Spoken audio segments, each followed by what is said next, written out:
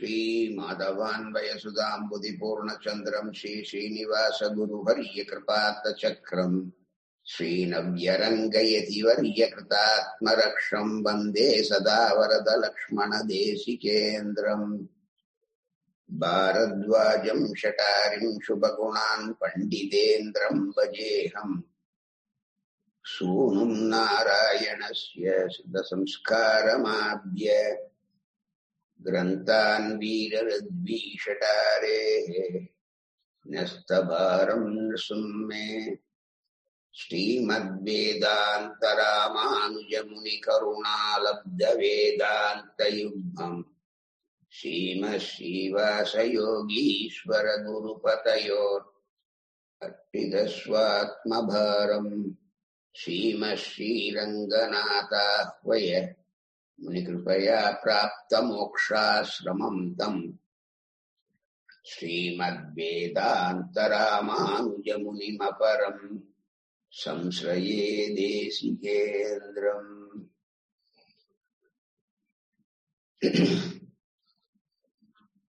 श्रीमान् वेङ्कटनाथार्य कवितार्गिहकेसरी वेदान्ताचार्यवर्यो मे सन्निधत्तां सदा हृदि।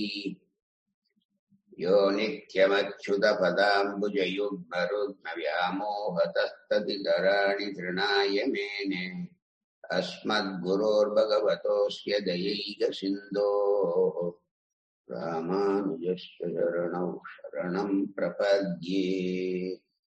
अस्मद्गुरुपरम्परायै नमः। நம சதசே. இந்த கீதாசாரம்ங்கிறதான தலைப்புல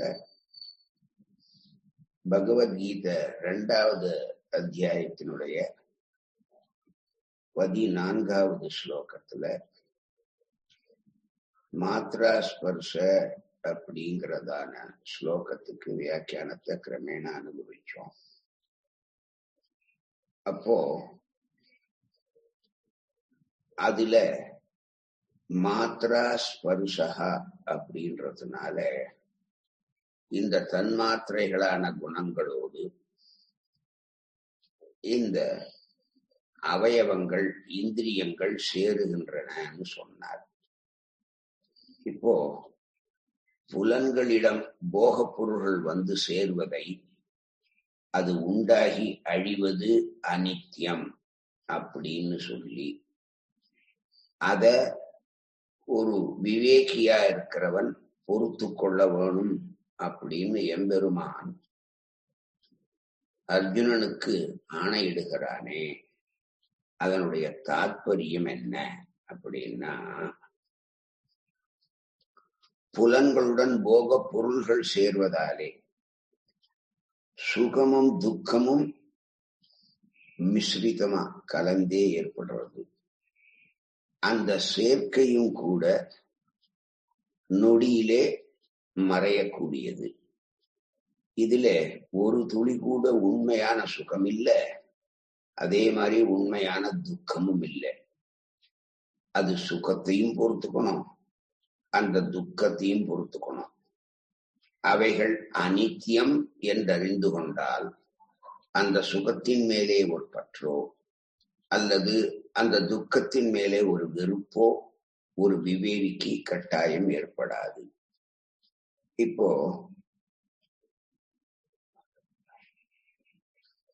வந்தாலும் போனாலும் இந்த வெறுப்புகளையோ இல்ல சந்தோஷம் அல்லது கஷ்டங்களையோ ஒத்தன் அடையாமல் இருந்தால் அது எப்படின்னாக்க, உறவினர்கள் சேர்க்கை கூட இப்படித்தான்.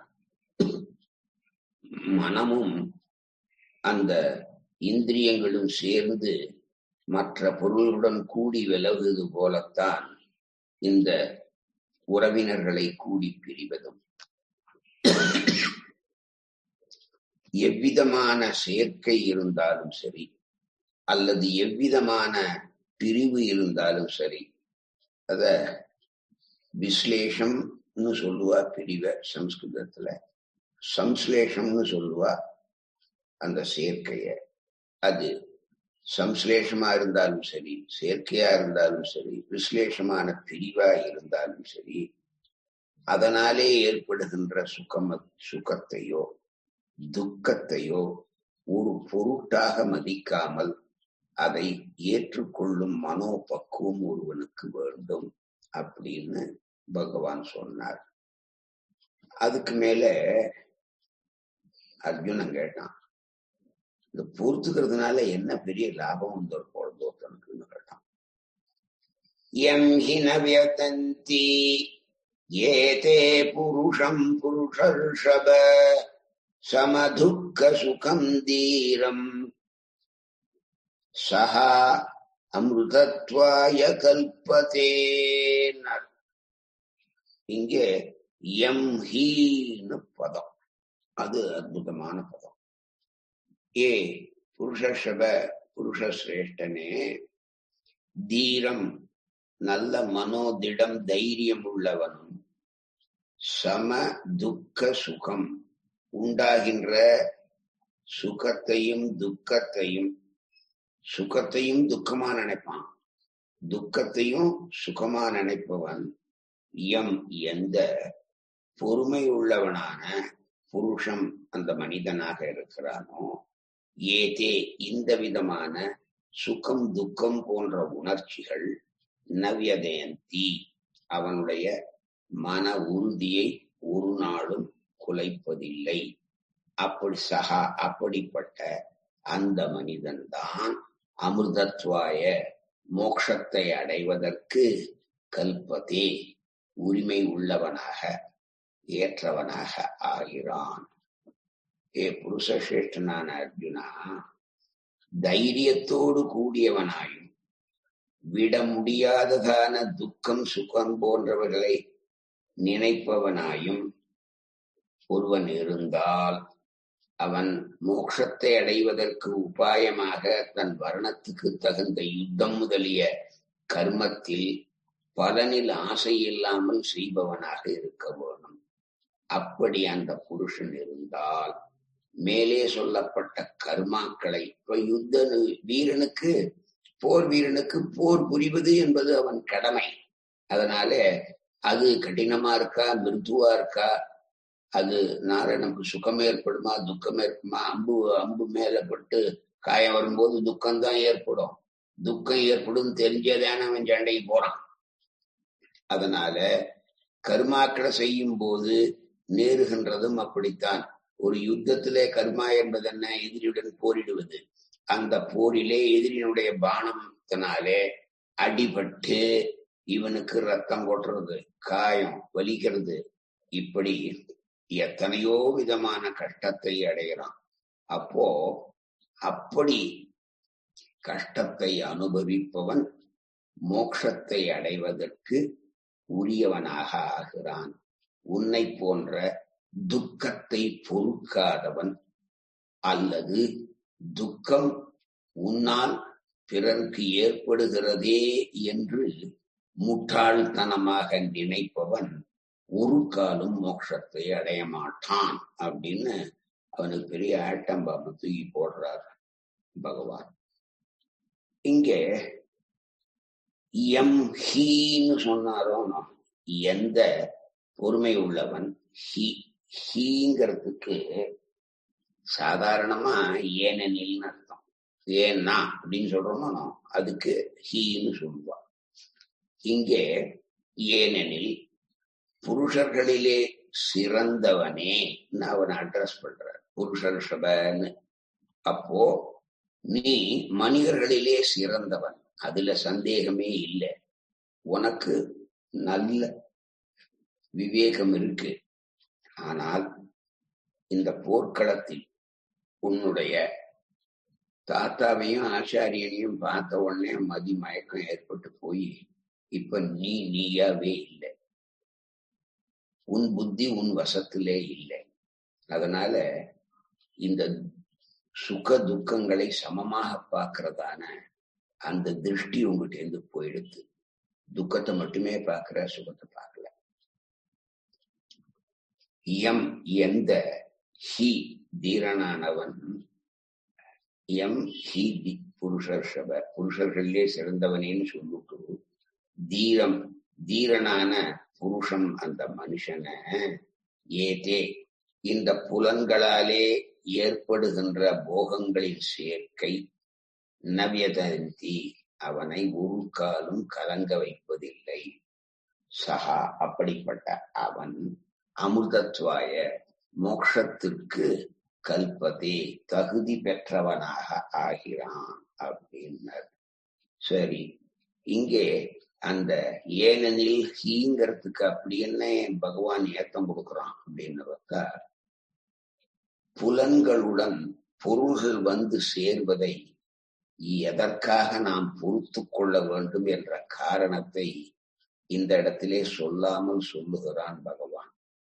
இதத்தான் இப்போ ஒரு வஸ்துவை நாம கண்ணால பார்க்கிறோம். கண் இருப்பதனாலேயே நாம எல்லாத்தையும் பார்த்துட முடியும்னு இல்லை. இப்ப இந்த மாதிரி ராத்திரி 9-9:15 மணிக்கு கரண்ட் போயிடுது, நம்ம நாட்டுல இன்வெர்டர் இல்லையேன்னு வச்சுப்போம். அப்ப என்ன ஆகும்? ஒன்னும் தெரியாது இல்லையா? பக்கத்துல இருக்கிற பொருள் கூட ஒன்னும் தெரியாது. இப்ப உனக்கு என்ன கண்ணு தெரியாதா? நான் கண்ணு தெரியுமோ? அப்போ ஏன் அந்த பொருளும் அந்த இடத்துல இருக்கு, நீயும் இருக்க, பார்க்கிறவனா நீயும் இருக்க, பார்க்கப்படும் பொருளும் இருக்கு, பார்க்கறதுக்கு திருஷ்டி உனக்கு இருக்கு, கண் பார்வை நல்ல தீக்ஷண்யமா இருக்கு. இருந்தாலும் நீ அந்த பொருளை ஏன் காண முடிவதில்லை? இதுதான் அந்த ஹீக்காகும். ஏன் காண முடியல? இப்போ அந்த நம்மளுடைய சாக்ஷுஷ இந்திரியமான கண்ணையும் அந்த பொருளையும் ரெண்டையும் சேர்க்கிறது வருவோம். நம்ம இந்திரியமான கண் இந்த கண்ணை அந்த பொருளோட சேர்க்கிற அந்த வெளிச்சம் இருக்கே, அந்த வெளிச்சம் அங்க ஆப்சென்ட். அதனால நம்ம அந்த பொருளை அங்க பார்க்க முடியல. அதான் காரணம். நன்னா கண்ணு தெரியும், பொட்டை கிடையாது, குருடம் கிடையாது, நன்னா கண்ணு தெரியும், நீயும் நன்னா முழிச்சு பாக்குற, இருந்தாலும் அந்த இருட்டுல உனக்கு தெரியல. ஏன் இருட்டுல தெரியலன்னா, உன்னுடைய கண்ணுக்கும் அந்த வஸ்துவுக்கும் உள்ள தொடர்பு அருந்து போனபடியினாலே நீ அந்த பொருளை காணவில்லை. இப்போ சாதாரணமா நல்ல வெளிச்சம் இருக்கும் போதே ஒரு பொருள் இருக்கு, அந்த பொருளை அந்த பக்கம் இருக்கு, நடுப்புற ஒரு ஸ்கிரீனை போட்டுவிட்டா அந்த பொருள் தெரியறதோ? தெரியறது இல்லை. ஏன் தெரியல? இந்த திரை மறைக்கிறது, அதனாலே தெரியல. அதான உண்மை. அதே மாதிரி இந்த இருள் என்னும் திரையானது அந்த பொருளையும் உன்னுடைய இந்திரியமான இதையும் சேர்க்கல.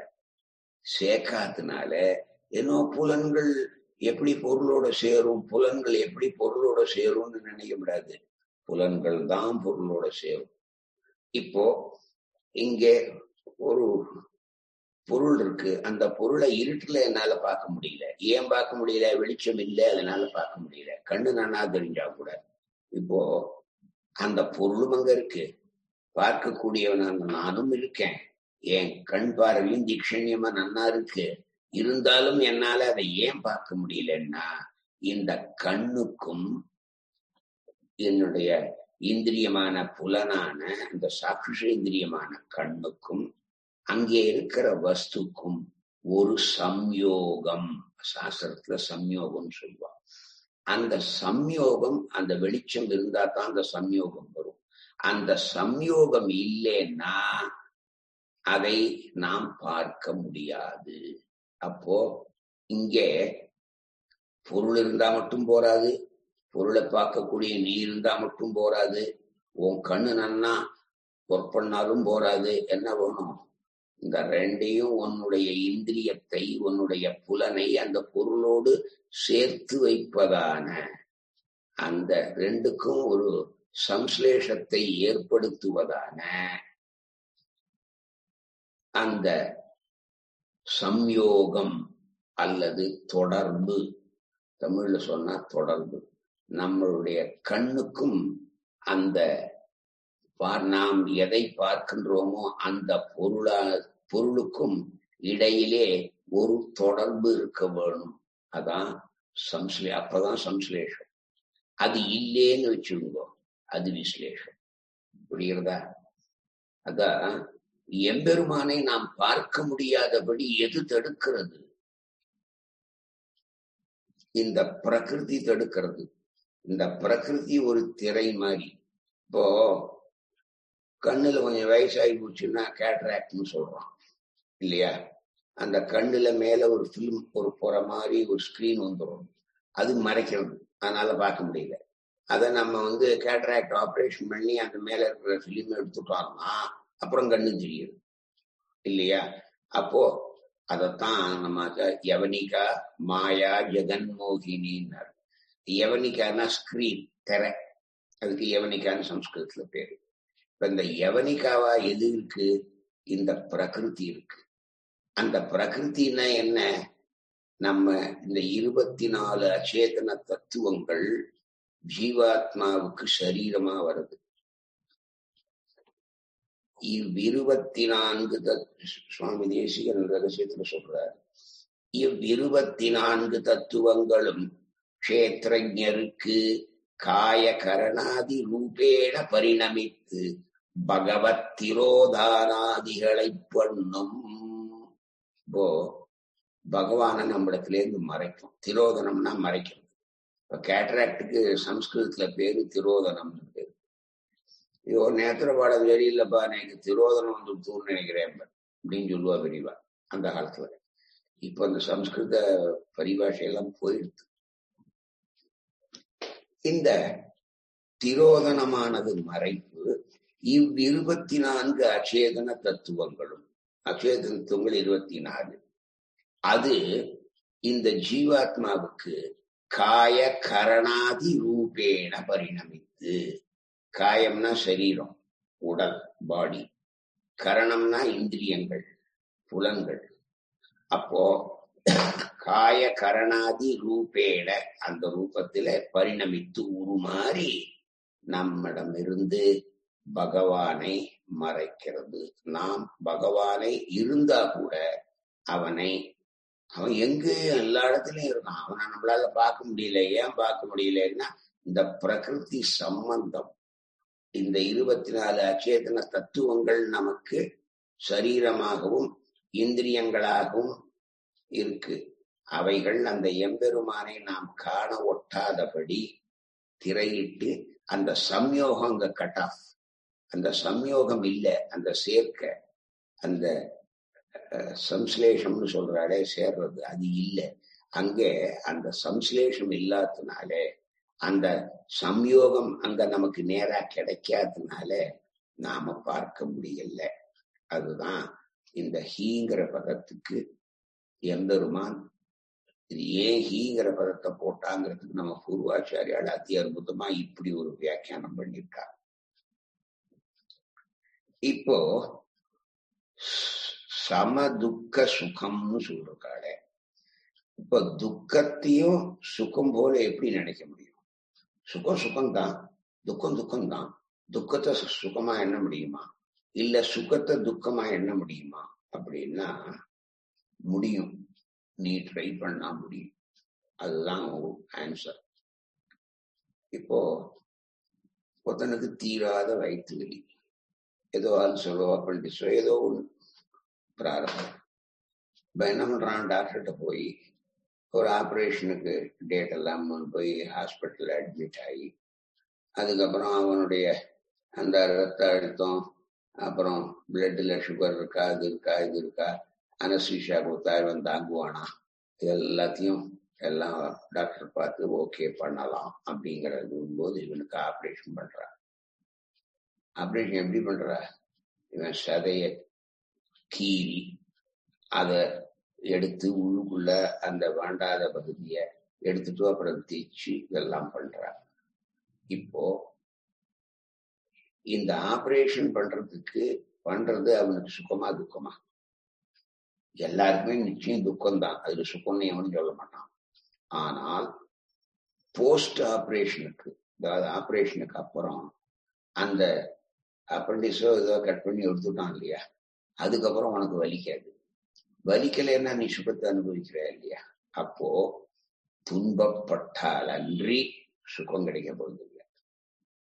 அப்போ இந்த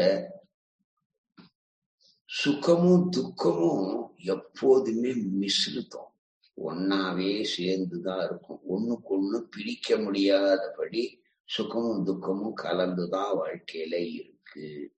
அதனால துக்கத்தையும் சுகம் போல கருது, சுகத்தையும் துக்கம் போல கருது.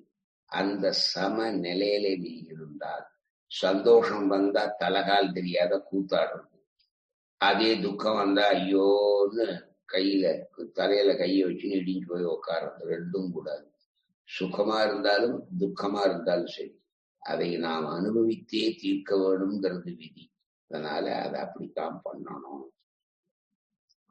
இப்போ தனக்கு சுகம் பின்னால கிடைக்கணுங்கிறதுக்காக எப்படி அந்த ஆபரேஷன்கிற துக்கத்தை ஒரு மனுஷன் தானா போய் கேட்டுண்டு இல்லையா, அந்த மாதிரி ஒன்ன அறுத்து சிதைச்சு ஆபரேஷன் பண்றானே, அந்த டாக்டருக்கு பொட்டி பொட்டியா பணத்தை கொடுத்துட்டு இது என்ன தேங்க்ஸ் டாக்டர்னு வேற சொல்லிட்டு வர. ஏன் அவன் எனக்கு உனக்கு என்ன துக்கத்தை தானே கொடுத்தான். அந்த துக்கத்தினுடைய பரிணாமமா சுகம் கிடைச்சிது. அதனால இந்த சுகமும் துக்கமும் எப்படி இந்த ஆபரேஷன்ல முதல்ல துக்கத்தினால அப்புறம் சாஸ்வதமான நிரந்தரமான சுகம் கிடைக்கிறதோ, அந்த மாதிரி இந்த சுகமும் துக்கமும் மாறி மாறித்தான் இருக்கும். இப்போ பணத்துல ஒருத்தனுக்கு ஆசை இருக்குன்னு வச்சோம், அவன் கடல் கடந்து போய் வியாபாரம் பண்றான். அப்போ அந்த சமுத்திரத்தை தாண்டது ஒரு கஷ்டமான காரியம். அதை பண்றான். ஏன்? அந்த பணத்து மேலே இருக்கிற ஆசையினால அந்த மாதிரி சாகசமான காரியங்களை பண்றான். அதை எப்படி அவன் சுகமா நினைக்கிறானோ, அப்படியே மோட்சத்தை அடைவதற்காக அதற்கு உபாயமாக செய்யும் வர்ணாசுர தர்மங்களை அனுஷ்டிக்கும் போது ஏற்படுகின்ற துக்கங்களையும் நாம் சுகமாகவே கருத வேண்டும் அப்படிங்கறதுதான் இங்கே தாற்பயம். அங்க சம துக்க சுகம். அப்ப துக்கமும் இப்போ சம துக்க சுகம்னா சுகத்துக்கு துக்கம் சமம்னு அர்த்தம் இல்லை, அதை நீ சமமா பாவிக்கணும்னு அர்த்தம்.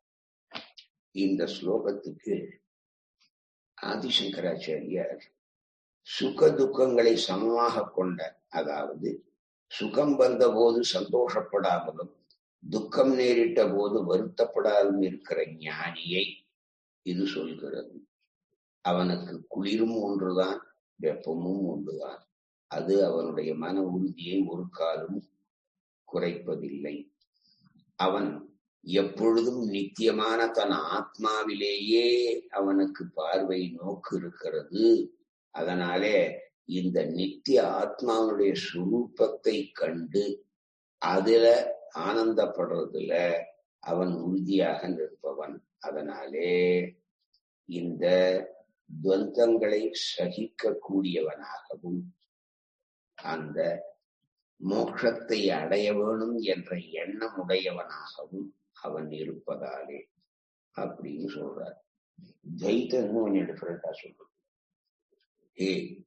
மனிதர்களில் சிறந்த அர்ஜுனனே, இந்திரியங்களுடைய சம்பந்தம் புருஷன் தேகத்தின் அறிவுள்ளவனும் அல்லது எம்பெருமானான பகவானை அறிந்தவனும் சுகதுக்கங்களிலே பூரிப்பையோ அல்லது ஒரு வாட்டத்தையோ காணாத, அதை இரண்டுமே சுகம் வந்தாலும் அதுல அடக்கி வச்சுக்கிறான், தங்கிட்ட துக்கம் வந்தாலும் அடக்கி வச்சுக்கிறான். அப்படி சுகம் துக்கத்தை ரெண்டையும் தன்னுள்ளே அடக்கி வைக்க தெரிந்தவன் இருக்கானே, அது அவன்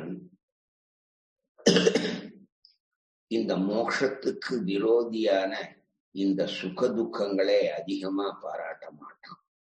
அதனால இந்த சமமாக நினைத்து சிற்றின்பங்களிலே ஆசையை ஒழித்து அந்த அபிமானம் இல்லாததான எந்த ஜீவன் ஒருவன் இருக்கிறானோ, அவன் ஸ்ரீயோ புமானோ யார் அவனா இருக்கட்டும், அவன்தான் மோட்சத்தை அடைவதற்கு அதிகாரியாக ஆகிறான் அப்படின்னு கருத்து ஒண்ணுதான், சொல்ற விதம் வேற. அதுக்கு மேல அடுத்த ஸ்லோகத்தை சொல்றார். நாசதோ வித்யதே பாவஹ ந அபாவோ வித்யதே சதஹ உபயோரபி திருஷ்டஹ அந்தஹ அனயோஸ்தத்வதர்ஷிபிஹி. அதாவது மாறுதலும் இல்லை, இந்த தேகத்துக்கு பாவகா நிலைத்திருக்கையும் ந வித்யதே இல்லை. அதாவது தேகத்துக்கு மாறுதலும் இல்லை, அது நிலைத்திருக்கையும் இல்லை, அதை காணப்படுவதும் இல்லை. ஒரு காலத்துல இருக்கு, அப்புறம் அவன் கூட்டத்துக்கு அப்புறம் அவன் சரீரத்தை குறைச்சு போறான், எரிச்சு போறான். அவனை பாக்குறோமா? செத்து போறவனை பாக்குறோமா? பாக்குறது இல்லை. அது மாதிரி இந்த எப்பொழுதும் நிலையாக இருக்கும் ஆத்மாவுக்கு இப்போ அந்த சரீரம்தான் போச்சே தவிர ஆத்மா போல. ஆத்மா வேற ஏதோ ஒரு சரீரத்தை எடுத்துட்டு அது நிலை பெற்றுதான் இருக்கு, அது போகல. அப்போ இந்த நம்ம பேண்ட் ஷர்ட்டை மாத்திக்கிற மாதிரி சரீரத்தை மாத்திக்கிட்டு, முன்னையே சொன்னார், ஒரு சிறு பாலகனா இருக்கிறவன் இளைஞனா வரும்போது அவன் செத்து போட்டான்னு யாராவது சொல்றோமா? அந்த மாதிரிதான் இதுவும். அப்போ இங்கே அனயோகோ உபயோரபி, தேகம் ஒண்ணு, ஆத்மான்னு தனி. இந்த தேகம் ஆத்மா இந்த ரெண்டு விஷயங்களிலும் அந்தஹா இந்த முடிவை செய்பவன் தத்துவதர்ஷிபிஹி அவன் உண்மையை அறிந்தவர்களாக திருஷ்டா பார்க்கப்படுகிறது. அப்போ 11வது ஸ்லோகத்திலே கதாசு நகதாசு அனுசோஷந்தி பண்டிதான்னு சாதிச்சார் பகவான். ஆத்மாக்களிலே நித்தியமாக இருப்பதாலும் தேகங்கள் அழியும் தன்மையை கொண்டனவாக இருப்பதாலும் ஆத்மாவை பற்றியோ அல்லது தேகத்தை பற்றியோ கற்றறிந்த பகவர்கள், வித்வான்கள், பண்டிதர்கள் ஒரு காலும் சோகத்தை அடைவதில்லை அப்படின்னு சொன்னான். இப்போ இந்த ஸ்லோகத்துல முன்னால சொன்னத இன்னும் நன்றாக விவரித்து சொல்லுகிறார். சரீரம் கிரமேண மாறுதலை அடையக்கூடிய ஒன்று. இப்போ 10 வயசுல ஒருத்தனை பார்க்கிறோம், அவனே 70 வயசுல பார்க்கிறோம். 10 வயசுலயே பார்த்தா அதே பேரு, அதே இவன், அதே ஆத்மாதான் இருக்கு. ஆனால் அந்த சரீரம் எவ்வளவு மாறுதலுக்கு உட்பட்டது. 10 வயசுல சின்னவனா இருந்தான், பையனா இருந்தான், 70 வயசுல இப்ப கிழவனா இருந்தான். இப்ப இந்த மாறுபாடு இருக்கு, இதுல ஆத்மா நிலைத்திருக்கு, அதே ஆத்மாதான், அதுல எந்த விதமான மாறுபாடும் இல்லை. ஆனால் இந்த சரீரத்துல மாறுபாடு வந்துடுத்தோம், வார்த்தகம் வந்துடுத்தே அவனுக்கு. அதனால இது நம்மால் கண்கூடாக பார்க்க முடிந்ததான ஒரு விஷயம். அதை வச்சுண்டு இப்போ இந்த ரெண்டு வஸ்துக்களையும் ஆத்மா வேறு சரீரம் வேறு இல்லையா அப்படின்னு, ஆத்மாதான் சரீரம்னு நினைக்காத, ஆத்மா வேறு சரீரம் வேறுன்னு நினைக்க தெரிஞ்ச நமக்கு இந்த ரெண்டு வஸ்துக்களை பற்றியதான உண்மையும் தெரிகிறதா. அதனால இந்த இடத்துல முன்ன ஹீ எப்படி சொன்னாரோ அப்போ இங்கே தூங்குற பதத்தம், அது தத்துவதர்ஷினுடைய அறிவானது லோகத்தாருடைய லௌகிகாளுடைய திருஷ்டியிலிருந்து அவளுடைய அனுபவத்திலிருந்து விலட்சணமாக மாறுபட்டதாக வேறுபட்டதாக இருக்கிறது என்பதை பகவான் இங்கே காட்டுறான். இப்போ இந்த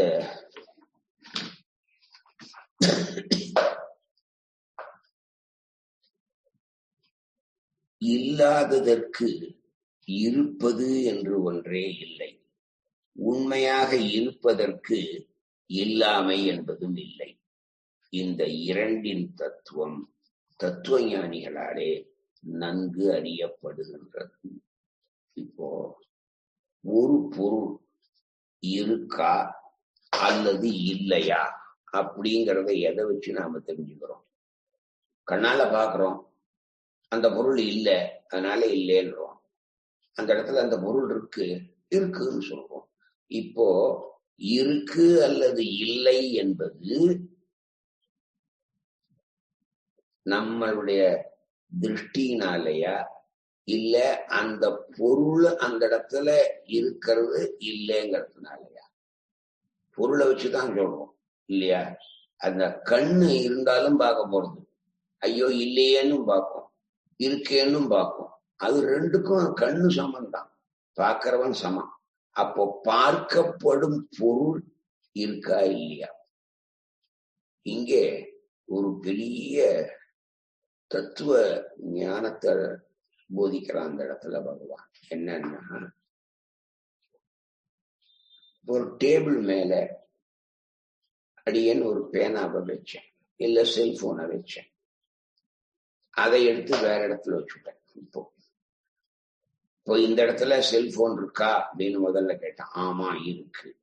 அதை எடுத்து அந்தாண்ட வச்சுட்டு இந்த இடத்துல செல்போன் இருக்கா இல்லைன்னா, அப்போ அவன் சொல்வதற்கு பிரகரணாத்து அங்க இல்லை, அந்த சமயத்திலே அங்க இல்லைன்னு தான் அர்த்தமே தவிர எப்பொழுதுமே இல்லைன்னு இல்லை. அப்போ இல்லை என்பதும் உண்டு என்பதும் ரொம்ப ரிலேட்டிவ்லி சப்ஜெக்டிவ் டேர்ம். அதை நன்னா நாம புரிஞ்சுக்கிட்டோம்னு வச்சுக்கோ. அப்படி ஒரு வஸ்துவே இல்லைன்னு அவன் சொல்லல, அந்த இடத்துல அவன் பார்க்கின்ற அந்த நேரத்துல அது இல்லை. இதுதான் இப்போ பகவான் நம்ம கண்ணுக்கு தெரியல. இப்ப அந்த செல்போனை எடுத்து அந்தாண்ட வச்சதுக்கு அப்புறம் அது இங்க தெரியல, அது இல்லாதனால அங்க வேற ஏதோ ஒரு இடத்துல இருக்க அந்த செல்போன். இப்ப அந்த செல்போனே இல்லைன்னு சொல்ல முடியுமா? இந்த நாத்திகங்க இப்படிதான் சொல்றான். அவனால கடவுளை எங்க காட்டு? பகவான் அவன் கண்ணுக்கு தெரியாதனால அது இல்லேன்றான். இது இப்ப இந்த டேபிள் மேல வச்சுட்டு இருக்கிற செல்போனை எடுத்து ஷெல்ஃப் மேல வச்சுக்கிட்டேன். இப்ப அது ஷெல்ஃப் மேல இருக்கு, இல்லாத போயிடல அந்த வஸ்து. ஆனா இந்த முன்னால வச்ச இந்த டேபிள்ல இல்ல அது. இப்ப அந்த டேபிளிலே அந்த வஸ்து இல்லைன்னு தான் சொல்ல முடியுமே, அது அந்த பிரகரணாத்து தான் சொல்ல முடியுமே தவிர அந்த வஸ்துவே இல்லை என்று நம்மளால் சொல்ல முடியாது. இது வைஸ் வர்சா. ஒரு குருடன், அந்த குருடனுக்கு அந்த பொருள் இருக்கிறது தெரியறது இல்லை, தெரியாது, கண்ணு தெரியாது, அதனால அந்த பொருள் இருக்கிறது தெரியறது இல்லை. கண்ணால பார்த்தா, தடை பார்த்தா தெரியும், அது வேற விஷயம். அது தொக்கிந்திரியத்துக்கு அனுபவியமா இருக்கிறதுனால தெரியும், அது வேற விஷயம். இப்ப நம்ம கண்ணுக்கும் பொருளுக்கும் தான் ஈக்குவேட் பண்ணிட்டு இருக்கோம். இப்போ இந்த கண்ணாலே நாம் பார்க்கும்போது அந்த பொருள் அந்த இடத்துல இல்லைன்னா இல்லைன்னு சொல்றோம் இல்லையா? இல்லை என்பதனாலே அந்த இடத்தில் இல்லை என்ற அர்த்தமா, அல்லது அப்படி ஒரு பொருளே இல்லை என்ற அர்த்தமா? அப்படி ஒரு பொருளே இல்லைன்னு சொல்ல முடியாது. ஏன்னா நீ தான் எடுத்து செல்ஃப் மேல வச்ச இல்லையா? அதனால அந்த பொருள் இல்லைன்னு சொல்ல முடியாது. நீ கண்ணால பார்த்து அதை கையால தொட்டு தூக்கி அங்க வச்ச, அதனால அது இந்த இடத்துல இல்லைன்னு சொல்லும் போது அந்த இடத்துல இருக்கு அப்படிங்கிறது தானா அர்த்தமாகும். உலகத்துல எல்லாமே இப்படிதான். இல்லை என்பதெல்லாம் ஆம்தான், ஆம் என்று சொல்வதெல்லாம் இல்லைதான். அது அந்த பிரகரணாதிகளை வச்சு பார்க்கும்போது அது இருக்கா இல்லையா? பகவானும் அப்படிதான். பகவான் இருக்கானா? இருக்கான். இல்லையா? இல்ல. பொருள் இருக்கா? இருக்கு. பொருள் இல்லையா? இல்ல. இப்ப அந்த இல்லை இருக்கிறதுங்கிறது அது இடத்தினாலும் உன்னுடைய சாட்சுஷ இந்திரியத்திலே வர விஷயம் இருக்க அதனாலேயும் இந்த ரெண்டு தான் தீர்மானிக்கிறதே தவிர அந்த பொருளை வைத்து அல்ல. இத நல்லா புரிஞ்சுக்கணும். இதுதான் விவேகம். இப்ப பகவான் நமக்கு கண்ணுக்கு தெரியல, கண்ணுக்கு தெரியலேங்கிறதுனாலேயே அது இல்லேன்னு நம்ம சொல்லிட முடியுமா? இப்போ சேஷாத்ரி சம்பத் சுவாமி அமெரிக்கால மேரிலாண்ட்ல இருக்கார். இப்போ அடியே நீங்க இருந்து பார்க்கல, அமெரிக்கா போனதுன்னு தெரியாது. அதனால அவரை இல்லவே இல்லை, அப்படி சேஷாத்ரி சம்பத்னு ஒருத்தரே கிடையாதுன்னு அடியன் சொல்ல முடியுமா? சொல்ல முடியாது. ஏன் சொல்ல முடியாது? நான் பார்க்காததுனால சொல்ல முடியாது. பார்த்தாலும் சொல்ல முடியாதுன்றான். அது இன்னும் ஒரு அத்தியாயம் கைக்கு சொல்லுவான். அது அப்போ வச்சுப்போம்.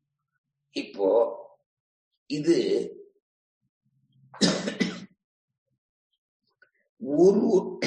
ஒரு வஸ்துக்கும் அதனுடையதான ஸ்திதி, இருப்பு, நிலை, அந்த நிலை நிலையற்றது ரெண்டுமே இருக்கு எல்லாத்துலயுமே. அதத்தான் ஆழ்வார் சொன்னார். பெருமாள் இருக்கான்னா இருக்கான், இல்லைன்னா இல்லை. உளனெனில் உளன் அவன் உருவம் இவ்வுருவுகள், உளன நலனில் அவன் அருவம் இவ்வருவுகள். இப்போ எம்பெருமான் இல்லையா? ஆமா இல்லை வச்சுக்கோ. எம்பெருமான் இருக்கானா? ஆமா இருக்கான், கண்டிப்பா இருக்கானே. அப்படி இது என்னது? இது இந்த இதுதான். ந அசதோ வித்யதே பாவஹ ந அபாவோ சித்யதே சதஹ. இந்த கீதை ஸ்லோகனுடைய பேக்கிங் டிரான்ஸ்லேஷன். உளனெனில் உளன் அவன் உருவம் இவ்வுருவுகள், உளன நலனில் அவன் அருவம் இவ்வருவுகள். அத்தி அற்புதமா நம்மாழ்வார் உயர்வர உயர்ந்தம் முதல் பத்திலேயே, முதல் தசகத்திலேயே அற்புதமா சொல்றார். அந்த மாதிரி இங்கே ஒரு சதஹான்னு சொல்லிருக்கு. அதுக்கு இல்லாமை என்பதே இல்லை என்று அர்த்தம். இல்லாமை என்பது எங்குமே இல்லை. இப்போ இல்லைங்கிற சப்தம் எதனால வரும்? அது இல்லை அப்படின்னு சொல்றோம். அது இல்லைங்கிற சப்தம் ஒரு பொருள் இல்லைன்னா வரவே வராது. சுவாமி தேசிகன் இந்த நாஸ்திகங்களை பார்த்து கேட்கிறார் அருமையான கேள்வி. இந்த பஸ் ஸ்டாண்ட்லயும் கோயிலுக்கு முன்னாலேயும் கடவுள் இல்லை, கடவுள் இல்லவே இல்லை, கடவுளை பரப்பினவன் முட்டாள், அதெல்லாம் சொல்றாள. டேய், வெறுமை இல்லை இல்லைன்னு கத்து, கடவுள் இல்லைன்னு கத்தாது. ஏன்னா ஒவ்வொரு பொருள்களிலேயும் உள்கடவி இருப்பவன், தது அந்தரியாமியாயிருப்பவன் எம்பெருமான். அவன் உள்கடவி இருப்பதனாலே அவனை கடவுள் என்று நாங்கள் சொல்லுகிறோம். நீ இல்லை என்கிறாய். இப்போ எந்த ஒரு பொருள் இல்லையோ அதை இல்லைன்னு சொல்ல வேண்டிய அவசியமே இல்லை. எந்த ஒரு பொருளுக்கு இல்லையோ, எந்த ஒரு பொருள் இல்லையோ அதற்கு ஒரு பேர் இருக்குமா? அதுக்கு ஒரு உருவம் இருக்குமா? அதான் கேட்கிறார். அந்த மாதிரி இல்லாத பொருளுக்கு ரூப நாம கிம் கரவாணி, அது ஏண்டா அதுக்கு சொல்ற, அதுக்கு ஒரு பேர் சொல்ற கடவுள் இல்லைன்னு. அப்ப அந்த கடவுள் இருக்கிறதுனாலதான் இல்லைன்னு சொல்ற. நீ இல்லைன்னு சொல்ற போதே அது இருக்குன்னு தீர்மானமா இருக்கு. எந்த இல்லைன்னு சொன்னாலே இருக்குன்னு அர்த்தம். இருக்குன்னாலும் இருக்கு, இல்லைன்னாலும் இருக்கு. ஏன்னா இல்லாத பொருளை பத்தி அவன் இல்லை என்று சொல்லத்துக்கு பிரசக்தியே இல்லை. Absolutely there is no chance. எதுக்காக சொல்ல போறான்? அப்போ இதுல இருந்து என்ன தெரியுது? இல்லை என்பதும் ஆமே, ஆம் என்பதும் ஆமே.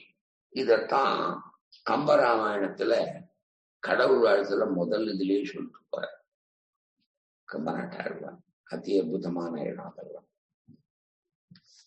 இப்போ சதஹாங்கிற சொல் பரமாத்ம தத்துவத்தை குறிக்கிறது.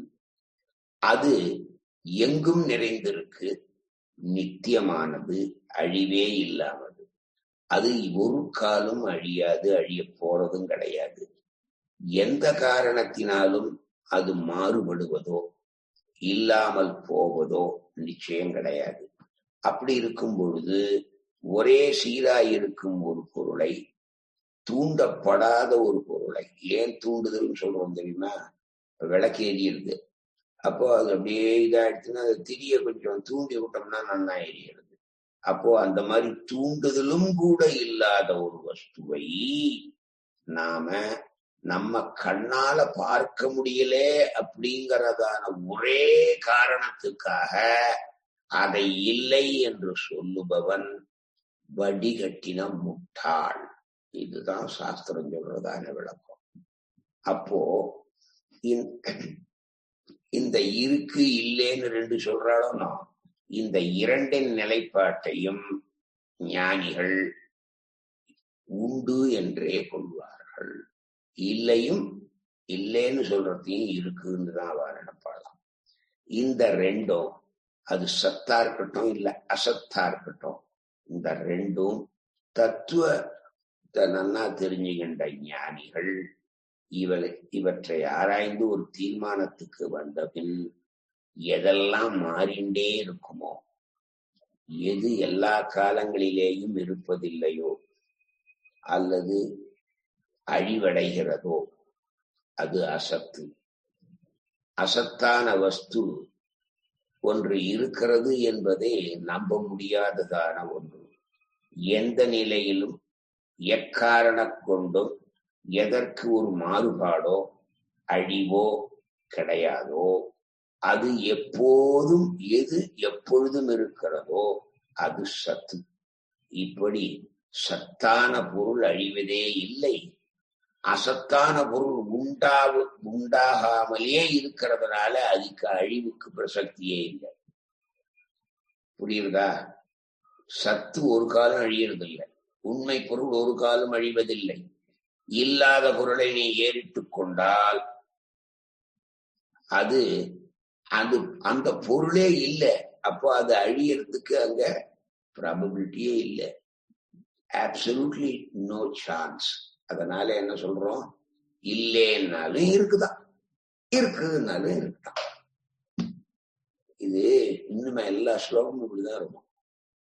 ஒரு மாதிரி, ஆனா அது நல்லா புரிஞ்சுட்டோம்னு வச்சுக்கோங்க, இதில் என்ஜாய் இட் லைக் எனிதிங்.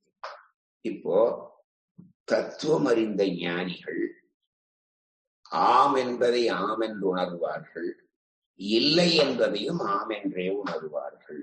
ஏன்னா ஒரு சத்துக்கும் அசத்துக்கும் உள்ள வேறுபாடு. தமிழ்ல சத்து அசத்துன்னா அந்த அசத்து இல்லை, அதாவது ஒரு பொருளுடைய உண்மைக்கும் உண்மை தன்மை அல்லாமைக்கும் இங்க, அதுதான் இங்க சத்து அசத்துன்னு சொல்றோம். இப்போ முன் ஸ்லோகத்துல சொன்னதுனால சத்து இல்லாம போகல. அப்போ அவன் கேட்டான், என்னடா சத்து அசத்துன்னு என்னமோ சொல்லிட்டு இருக்க கிருஷ்ணா, சத்துன்னா என்ன முதல்ல அதுக்கு பதில் சொல்லுறான். அது சொல்ற. இப்போ இந்த சத்தா இருக்கட்டும் இல்ல அசத்தா இருக்கட்டும், அதுல ஒரு நாம இது சொன்ன மாதிரி எதை நாம பார்க்கலையோ அது இல்லைன்னு சொல்ல முடியாது. இப்ப நாம எத்தனையோ வஸ்துவை பார்க்கலன்னா இல்லாதைய படுத்தது இல்லையே, இருக்கே. அந்த மாதிரி நாம் காணாத பொருள்களை எல்லாம் இல்லை என்றோ அல்லது நம்மளால் காண முடியாத பொருள்களை இல்லையோ, என்ன ரெண்டுக்கும் என்ன வித்தியாசம்? நாம் காணும் பொருள் அதை இல்லைன்னு சொல்ல முடியாது. ஆனா சில சமயம் நாம் காணும் பொருள்களிலேயும் இல்லை என்று சொல்லுகிறோம். அதே மாதிரி காணா பொருளை அது இல்லைன்னு தான் எப்போதும் சொல்லுவோம், அது மாற்றம் இருக்காது. இப்போ அடியன் இந்த விளை கேட்கிறேன், பால் இருக்கு, இந்த பாலிலே தயிர் இருக்கா? இருக்குன்னு சொல்லுவீரா இல்லைன்னு சொல்லுவீரா? அதை புற ஊத்தி அதுக்கப்புறம் மறுநாள் பார்த்தா தயிர் தெரியும் வரணும். அப்ப தயிருக்கு உங்க எக்ஸ்பீரியன்ஸ்னால முன் அனுபவத்தினாலே முன்னால நீங்க பார்த்ததுனால அந்த பாலுக்குள்ள தயிர் இருக்கு, மோர் இருக்கு, வெண்ணெய் இருக்கு, அதை காய்ச்சினா நெய்யும் இருக்கு. இத்தனையும் இந்த பாலுக்குள்ள இருக்குன்னு எங்க காட்டுன்னா உங்களால காட்ட முடியுமா? அந்த மாதிரி பாலா இருக்கும்போது அதன் உள்ளீடான தயிரோ மோரோ வெண்ணையோ நெய்யோ நம் கண்களுக்கு தெரிவதில்லை. இப்ப வஸ்துவை பார்க்கிறோம், பால் நன்னா வெளுப்பா டம்ளர்ல இருக்கு பார்க்கிறோம். அதை பார்த்தவும் கூட அதனோட உள்ளீடான பொருள்களை நாம் ஒரு காலம் அறிவதில்லை. அது உருமாறிய பிறகு அறிகிறோம், அது வேற விஷயம் இல்லையா? அப்போ அந்த க்ஷணத்துல அதுல இருக்கா அப்படின்னு கேட்டா என்ன சொல்லுவோம்? இல்லைன்னு தான் சொல்லுவோம். அதுதான் இயற்கை விதி. அந்த மாதிரிதான் இங்கே பகவான் எப்படி இருக்கான்னா எப்பொழுதும் அழியாமல் நித்தியமா இருக்கான். அவனுக்கு எந்த விதமான மாறுபாடு, சம்ஸ்கிருதத்துல விகாரம்னு சொல்லுவார். இந்த மாறுபடுறதுக்கு இருக்க அதுக்கு விகாரம்னு பேர். அந்த விகாரம் கிடையாது, பெருமாளுக்கு கிடையாது. நம்மளுடைய ஆத்மஸ்வரூபத்தையும் நமக்கு கிடையாது, சரீரத்துக்கு உண்டு. நம்மளுடைய ஆத்மாவுக்கு விகாரம் கிடையாது. அது எப்படி பரமாத்மாவுக்கு விகாரம் இல்லையோ அதே மாதிரி ஜீவாத்மாவுக்கும் விகாரம் கிடையாது. அது சரீரத்துல இருக்கிற வழியல் தான் அதுக்கு விகாரம். சரீரத்தை விட்டு கொடுத்தோம்னா அதுக்கு விகாரம் கிடையாது. இப்போ இன்னும் இதை பத்தி நல்லா தெரிஞ்சுக்கணும்னா இப்படி சிந்திச்சு பாருங்க. சகஸ்ரநாமம் எல்லாரும் சொல்றோம் இல்லையா? அவிகாராய சுத்தாய நித்யாய பரமாத்மனேன்னு தினம் சொல்றோம் சாயங்காலம் சந்தியாவந்தனத்துக்கு அப்புறம். இப்போ இந்த எம்பெருமானுக்கு விகாரமான மாறுபாடு இல்லைன்னு சொல்றோமா? அதனாலே அவன் எப்போதும் நித்தியமா இருக்கான், சத்தியமா இருக்கான். அவிகாராய சுத்தாய நித்யாய, அவன் பரிசுத்தமா வேற இருக்கான். அப்போ அவன் மாறுபாட்டையும் அடையாதவனாக இருக்கிறான், பரிசுத்தமாகவும் இருக்கிறான், அப்புறம் எப்பொழுதும் நிலைத்தும் இருக்கிறான், சத்தியம் நித்தியம். அப்போ இந்த மூணையும் சேர்த்து அபிகாராய சுத்தாய நித்யாய பரமாத்மனே, பரமாத்மா இப்படி இருக்கான். இது எல்லாருக்கும் தெரிஞ்ச வாக்கியம், ஒன்னும் புதுசா நாம ஒண்ணு கத்துன்னு வந்துட போதில்லை, எல்லாரும் சகசநாமம் தெரிஞ்சவதான். இப்ப இது புரியுறதா? இப்ப அடுத்த கேள்வி.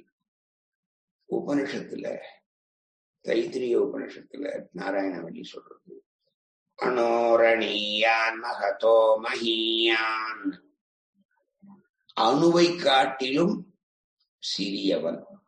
உலகத்திலே நீ எவ்வளவு மகத்தான பெரிய வஸ்துவை பார்க்கறையோ அதை காட்டிலும் பெரியவன் எம்பெருமான். இப்போ பகவான் அணுவை காட்டிலும் சிறியவனா, இல்லை உலகிலே நாம் பார்க்கும் பெரிய பொருளை காட்டிலும் பெரியவனா? என்ன பதில் சொல்ல முடியும்? வேதம் சொல்றது அனோரணியான் மகதோ மஹியான், அணுக்கு மணுவானவன், மகத்தை விட மகியானவன், பெரிதானவன். ஒருவனே சிறியவனாகவும் பெரியவனாகவும் எப்படி ஆக முடியும்? அப்போ இப்போ நமக்கு ஏதோ இருக்கு, அதை அப்படியே அமுக்கி திணிச்சு ஒரு இதுல திணிச்சு போவோம். அப்ப என்ன இருந்தது? அந்த கான்ட்ராக்ஷன், அந்த சுருக்கத்தினாலே அந்த இடத்துல அது போயிடும். அதை விட்டு வெளில எடுத்தா அந்த மாதிரி. அப்போ மாறுதலுக்கு உட்பட்டது தானே. சிறியது பெரியதாக வேண்டுமானால் அல்லது பெரியது சிறியதாக வேண்டுமானாலும் ஒரு மாறுதலுக்கு அது உட்பட்டுதே ஆகணும். ஆனா அனோரணியான் மகதோ மகியான்னு அணுவை காட்டிலும் அணுவானவன்னு சொல்றோம். அதே சமயத்திலே உலகத்திலே என்ன பெரிய வஸ்து இருக்கோ அதை காட்டிலும் பெரியவன்னு சொல்றோம். இப்போ இவன் அணு பிரமாணனா இல்ல மகத் பிரமாணனான்னு எப்படி சொல்ல முடியும்? அப்போ இந்த ரெண்டும் ஒருவனே இருக்கான்னு சொன்னா அப்ப அந்த விகாரமான மாறுபாடு, சிறியதாய் இருப்பது பெரியதாய் இருப்பதுங்கிற அந்த மாறுபாடு தானா வரதா இல்லையா? அப்ப ஏன் வேதம் சொல்றது அனோரணியான் மகதோமியான்? வேதம் சொல்றது பொய்யா? அப்ப அந்த மாறுபாட்டை நாம அங்க பாக்குறோமே, அது பொய்யா? அப்படின்னா அத வேற திருஷ்டியில பார்க்கணும். என்ன அப்படின்னா, இப்போ ஒரு லிட்டர் வாட்டர் ஜலம் இருக்கு. அந்த ஜலத்தை நல்லா ஃப்ரீசர்ல போட்டு வச்சுக்கணும். எடுத்து பார்த்தா எப்படி இருக்கு? சாலிடா இருக்கு. எப்படி இருக்கு? லிக்விடா இருந்தது சாலிடா இருக்கு. அந்த நன்னா 100 டிகிரிஸ்ல வெப்பத்துல அதை இது பண்ணும்போது என்ன ஆகுது? ஸ்டீமா ஆவியா போயிடுது, நீராவி ஆயிடுது. இப்போ அந்த நீராவி என்பது என்ன? ஜலம்தான். நாம் அந்த டம்ளர்ல சூடா இல்லாத போது அட்மாஸ்பரிக் ப்ரெஷர் அண்ட் கண்டிஷன்ஸ்ல பார்த்தோமே, டெம்பரேச்சர்ல, அப்போ அது என்ன? அது ஜலம். அதையே ஃப்ரீஸ் பண்ணோம்னா அது சாலிடா பனி, அந்த ஐஸ் கியூப்ஸ் ஆயிடும். அப்போ இந்த ஜலமானது திடப்பொருளா, திரவ பொருளா, வாயு பொருளா? எல்லாரும் பதில் சொல்றோம்.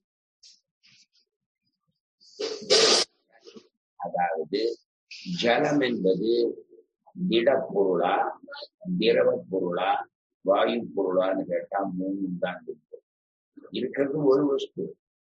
ஆனா அது சப்ஜெக்ட் டு கண்டிஷன்ஸ் தானே வருது. ஹீட் பண்ணும் போது, கூல் பண்ணும் போது கண்டிஷன்ஸ் டிஃபர் ஆகுது. இப்போ வஸ்து ஒண்ணுதான், அந்த கண்டிஷன்ஸ் டிஃபர் ஆகும் போது அது மாறுபாட்டை அடைந்ததாக தெரிகிறது. அந்த ஸ்டீமை கூல் பண்ணா ஜலமாயிடும் இல்லையா? இந்த ஐஸை ஹீட் பண்ணா ஜலமாயிடும். ஹீட் பண்ணணுங்கிறதுல கொஞ்ச நேரம் வெளியில வச்சாலே ஜலமாயிடும். இப்போ இந்த ஐஸ் ஜலமா இல்லையா? ஆமா. இந்த டம்ளர்ல இருக்கிற ஜலமா? ஆமா. அந்த நீராவிய போச்சு, அது ஜலமா இல்லையா? ஆமா. இது 3 நமக்கு கண்ணான அன்றாட வாழ்க்கையில் நம்ம பார்க்கிறோம். அதனால நம்ம புரிஞ்சுக்க முடியல. அதுக்காக சொல்றேன். இப்போ இந்த 3மே ஒன்றுக்கொன்று தொடர்புடையவா? ஒரே வஸ்துவா இல்ல வெவ்வேறு வஸ்துவா? ஒரே வஸ்து.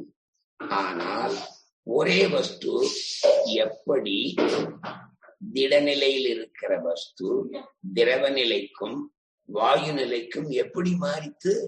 கண்டிஷன்ஸ்னால மாறித்து.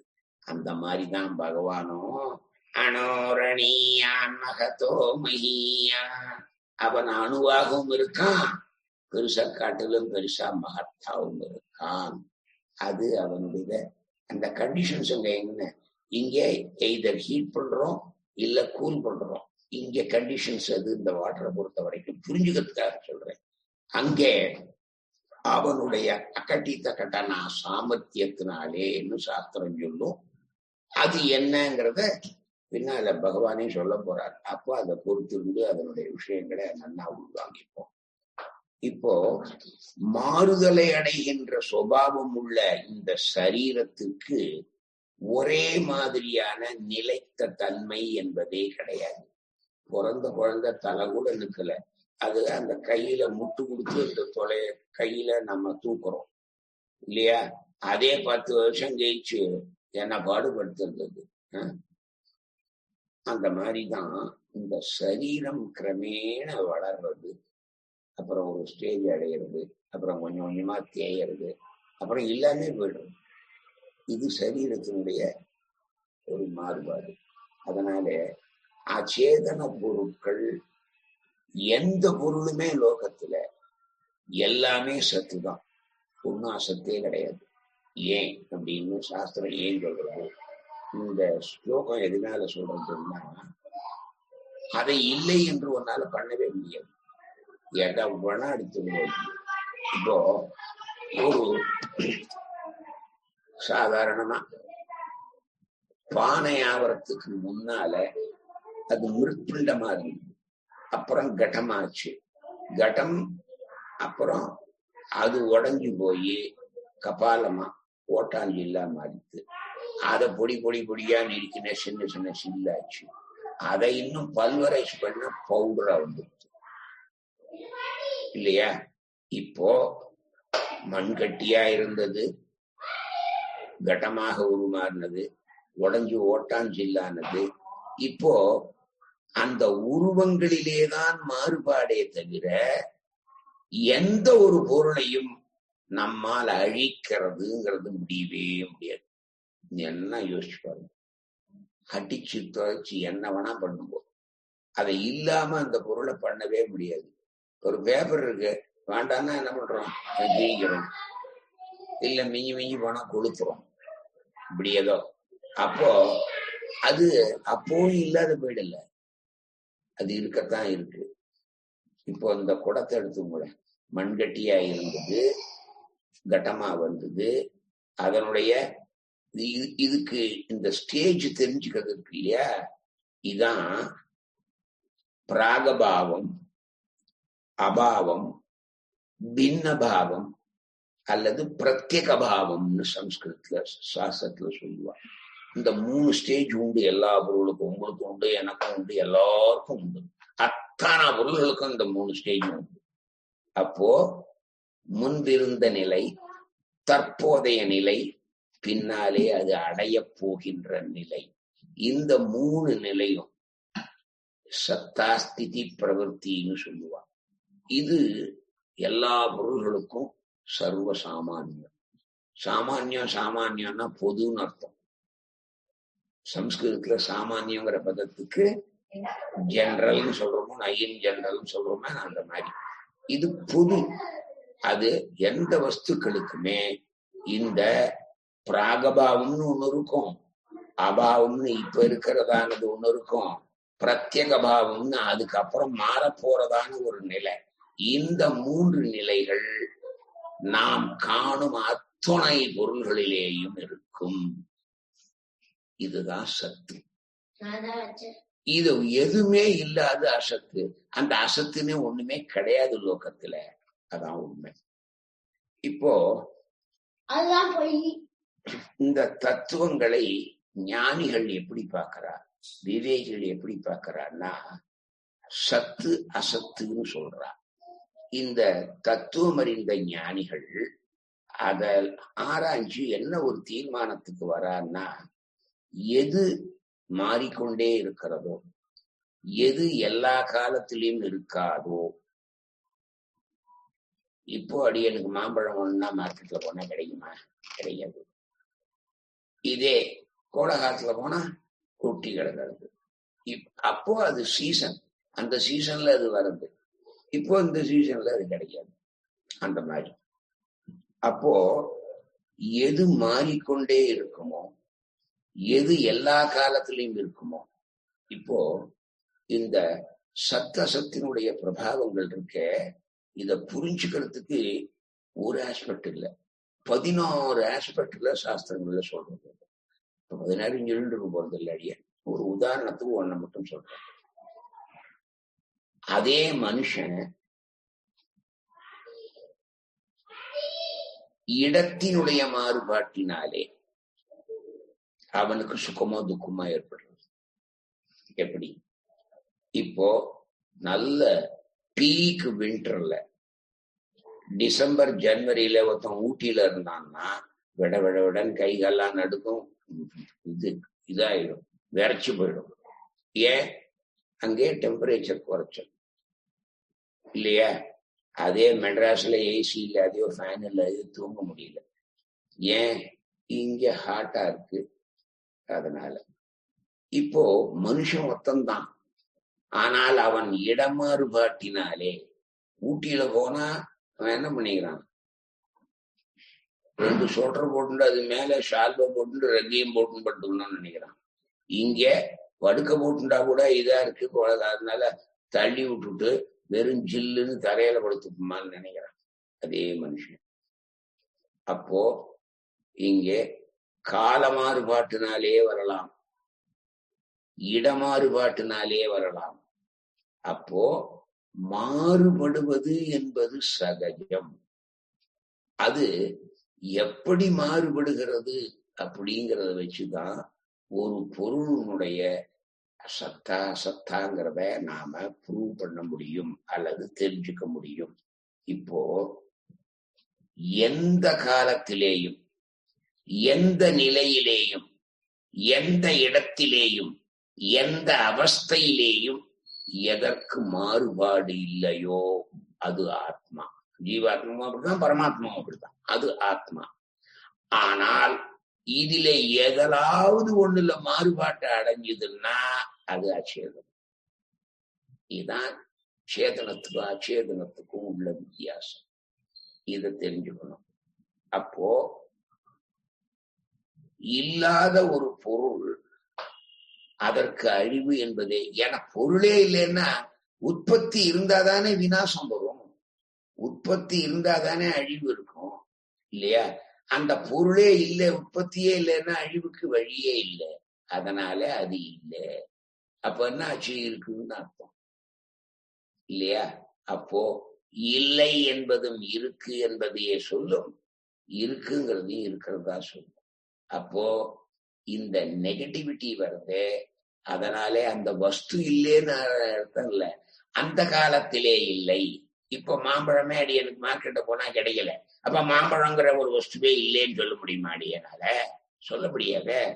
அந்த மாதிரி அது அந்த காலத்திலே கிடைக்காதது ஒண்ணு. அதுதான் சீசன் சொல்றோம், காலநிலை வேறுபாடு. ஒரு இடத்துல கிடைக்கும், இன்னொரு இடத்துல கிடைக்காது. இந்த மார்க்கெட்டிங்ல இந்த தியரிய பேஸ் பண்ணி, அதாவது அடியன் இது பண்ண போது அதை ரொம்ப இதா சொல்லுவேன். காலேஜில் marketing professor, I was HOD of marketing. அப்ப சொல்றது என்னன்னா,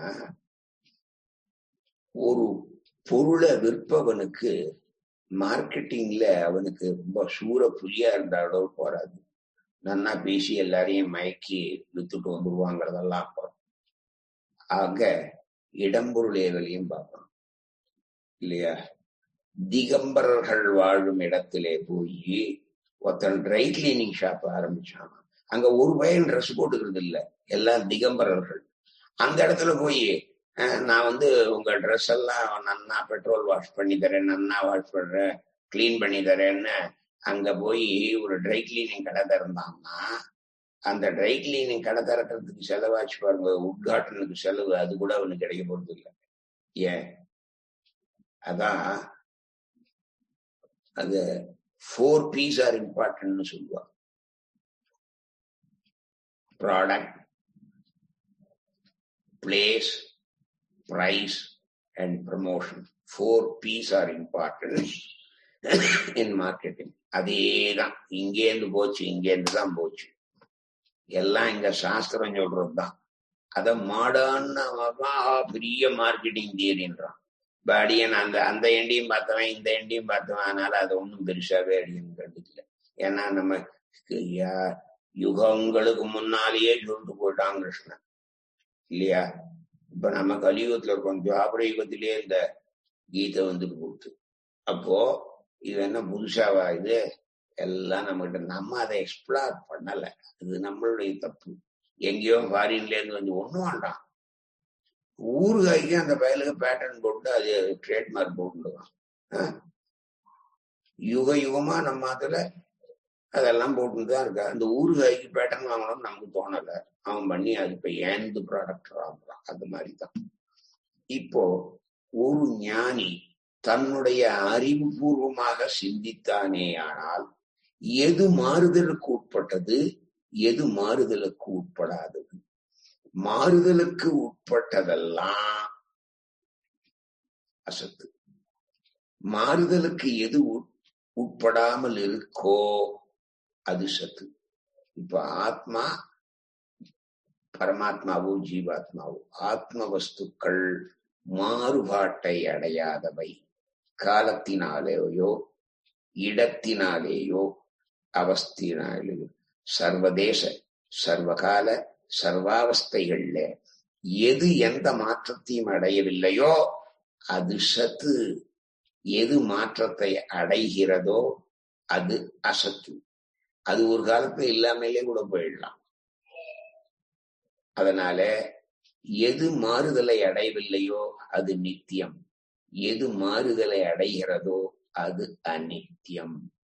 அநித்தியம்னா இல்லாதுன்னு அர்த்தம் இல்ல, அனித்தியம்னா மாறுபடக்கூடியது, நித்தியம் இல்லாதது அனித்தியம். அப்படிதான் அர்த்தம் பண்ணிக்கணும் அப்படின்னு சொல்லி இந்த 16வது ஸ்லோகத்தை தலை கட்டுறார். நம் பாஷியக்காரருடைய அதி அற்புதமான அர்த்தங்களை அனுபவிச்சோம். இனி மேல் வருகிற ஸ்லோகங்களையும் இதே மாதிரி அனுபவிப்போம்னு சொல்லிட்டு இப்போதைக்கு நியமனம் வைக்கிறேன். கவிதார்க்கிய சிம்ஹாய கல்யாண குணசாலினே ஸ்ரீமதே வெங்கடேசாய வேதாந்த குரவே நமஹ.